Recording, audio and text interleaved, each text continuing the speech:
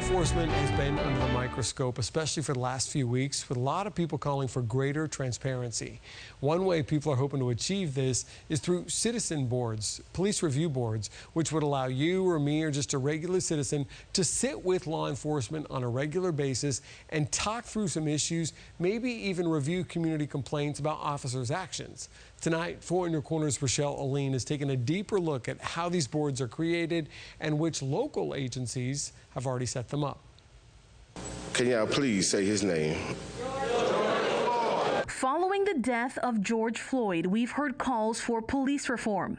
They include demands for local police departments and sheriff's offices to create citizens boards aimed at improving levels of transparency. This mess that we're in, we've created it. I spoke with former police officer and FGCU forensics expert Dave Thomas to break down the types of boards departments can create. There are 2 main kinds, a citizens advisory board and a citizens review board. Advisory boards are more for community contact. Review boards are appointed and they're able to look over certain internal affairs complaints and make recommendations about the discipline of that officer or deputy.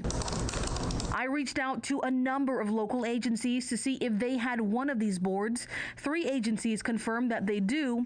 3 agencies said no, and we're still waiting to hear back from 2 others. The volunteers are appointed. One of the yeses was Naples Police, whose department has had a review board for 19 years. Board meeting minutes show their votes on several officer discipline cases. It's definitely an area of transparency so that the citizens and this small subsect of the citizens within the city of Naples has an idea of how complaints that are generated by citizens against officers are being handled. One of the no's came from Cape Coral Police, who had a review board from 2012 to 2014, but it was disbanded because there wasn't much for them to do. That 2-year period, they never made one recommendation.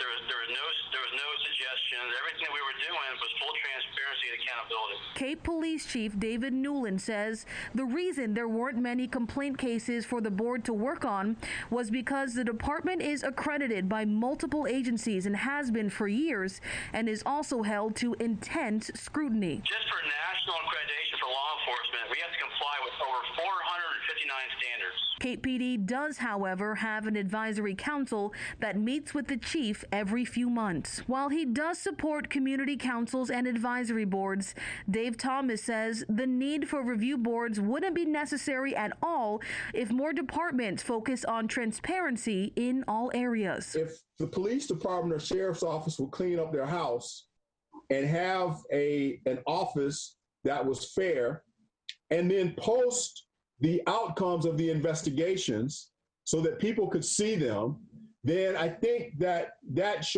goes to transparency. In Cape Coral, Rochelle Aline, Fox 4, in your corner. If you want a closer look, a full look at all of the responses we've received so far from our local law enforcement agencies, just go to our website, click on Rochelle's story on fox4now.com.